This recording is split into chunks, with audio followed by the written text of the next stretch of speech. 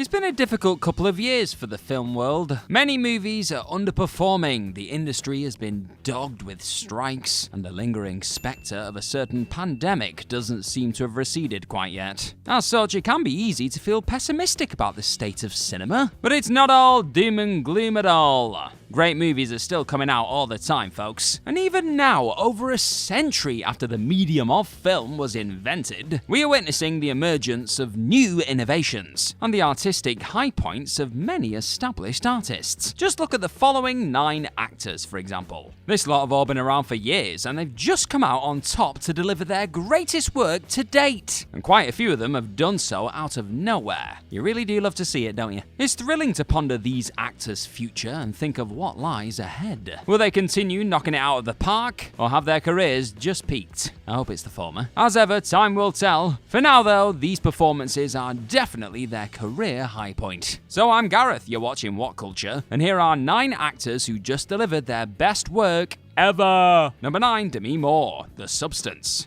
Everyone loves a good comeback story, don't they? This year, it's Demi Moore's turn. It's hard not to draw parallels between Moore and the character she plays in The Substance, a body horror masterpiece that's a strong contender for the year's best film. In that film, Moore plays Elizabeth Sparkle, a has-been movie star who's fired from a fitness show after turning 50. She resorts to trying a dangerous experimental drug that allows her to give birth to a younger, more perfect version of herself, played by Margaret Qualley. Demi Moore was once the world's highest paid actress, but her career has stalled in recent times, and now in her early 60s, she's been underserved by Hollywood for years. As such, this was already a clever meta piece of casting for the lead role. What makes it even better is that Moore's performance is pretty much the best she's ever given. An intense part that required Moore to do lengthy nude scenes and wear layers and layers of grotesque makeup. This was a brave and heavy role for her to play, and she absolutely threw herself into it, portraying Sparkle's insecurities and internalized ageism and misogyny with gusto and pathos. Even when smothered under prosthetics, the power of her performance always shines through, and the fact that she's getting tipped as a possible Oscar nominee says it all, really. After all, the Academy hates horror, but you cannot deny a performance like this. Perhaps we're about to see a career revival for Demi Moore, and it seems the film world would be all the better for it. Quick question for you, what is your favourite horror movie of 2024? Let me know your answers in the comments down below. Oh yeah, and be sure to check out What Culture Horror after you've watched this video too. Number 8, Cynthia Erivo and Ariana Grande.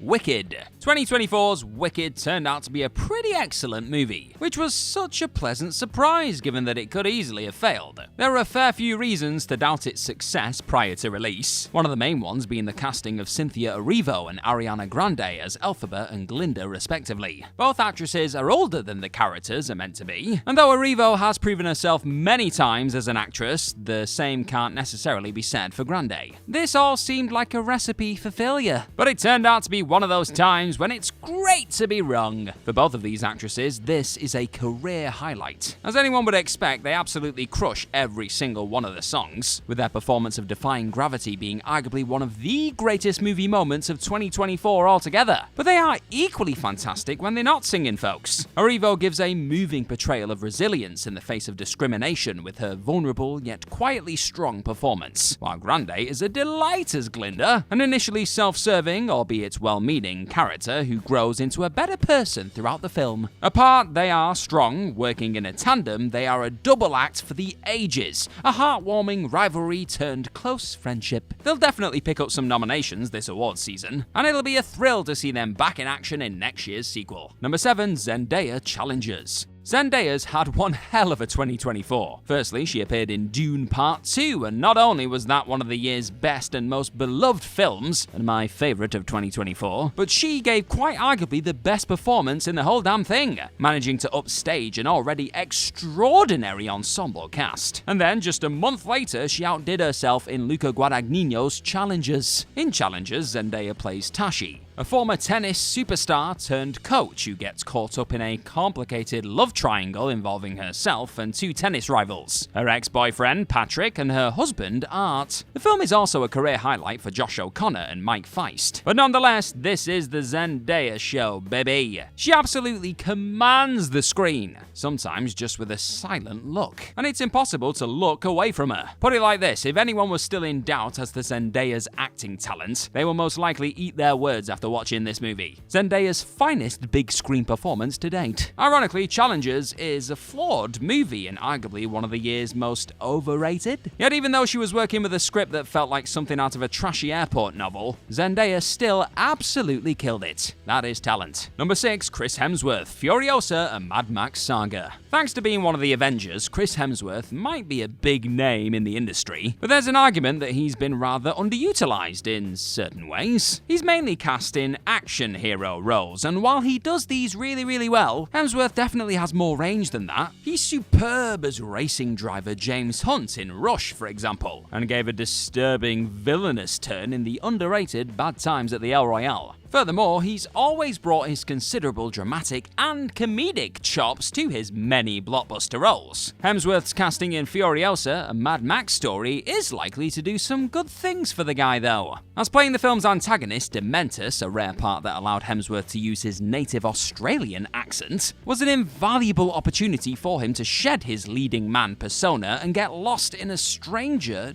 darker role. Did he cash in on this opportunity? Oh, hell yeah! Hemsworth is wonderful in this excellent action prequel, and he's a brilliantly nasty, kooky villain that both makes your skin crawl and provokes an odd sense of pity. It's easily the greatest work he has ever done, and I'm a massive Thor fan. And hopefully this performance will endure as definitive proof that Chris Hemsworth is more than just a set of muscles. He can really act too, and then some, and he can make it epic. Hope you're having fun with this What Culture video today, my friend. Hit that subscribe button down below and you'll get even more of this good stuff every single day. What a life. Number 5, Sebastian Stan, The Apprentice. Sebastian Stan is a somewhat hit-or-miss actor. As he's shown in things like I, Tonya and Pam and Tommy, he can be very good. But some of his other work, including his most famous role as Bucky Barnes in the Marvel Cinematic Universe, is understated to the point of, well, tedium. If nothing else, he seemed like a strange choice to play the young Donald Trump in The Apprentice. But what do you know, Stan is formidable in the part. The Apprentice, an excellent movie and one of the year's most underrated, charts Trump's early years and the Faustian relationship between him and attorney Roy Cohn, who helps Trump rise but finds himself discarded by his protege when he needs his help.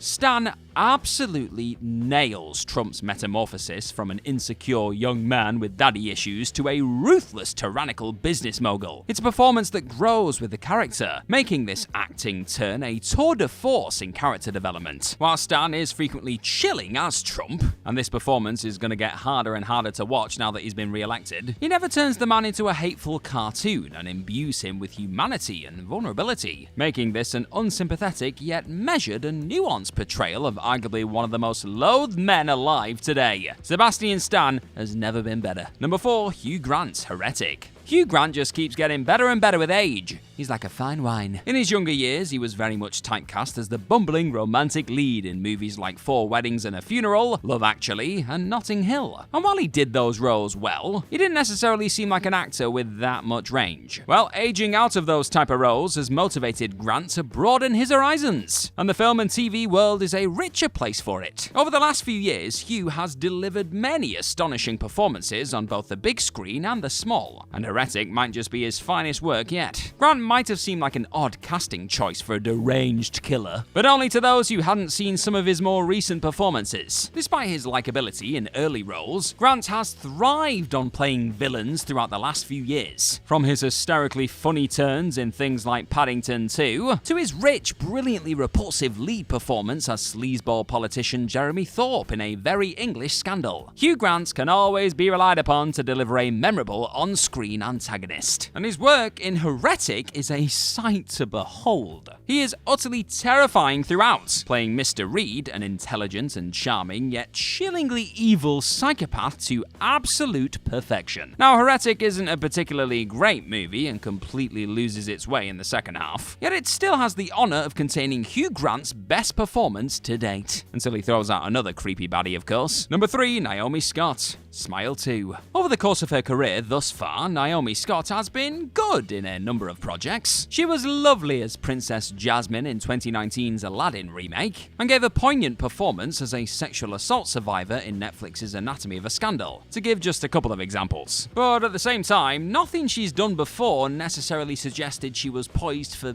greatness. Smile 2, on the other hand, is a different kettle of fish. As a traumatized pop star being stalked by a sinister supernatural entity, Scott is completely outstanding, and her performance is so raw and intense that it's difficult to watch, yet harder still to look away from. It's a heartrending depiction of trauma and the dark side of fame. So this is also a performance that feels tragically relevant in an era where so many music artists lose their lives thanks to the pressures of the spotlight. This sequel is an accomplished horror in most other departments too, and had me hiding behind my popcorn bucket throughout. Yet Naomi Scott's work is so completely brilliant that she very much overshadows everything else in the terrifying film. In a just world, Scott would be courting awards buzz for this mesmerizing performance, but any serious awards attention seems unlikely, doesn't it? Nevertheless, if she keeps this up, she could easily find herself on an Oscars ballot one day. Number 2, Ralph Fiennes, Conclave. The great Ralph Fiennes is another one of those actors who, despite being in so many things over the years, has always felt somewhat underutilized at the same time.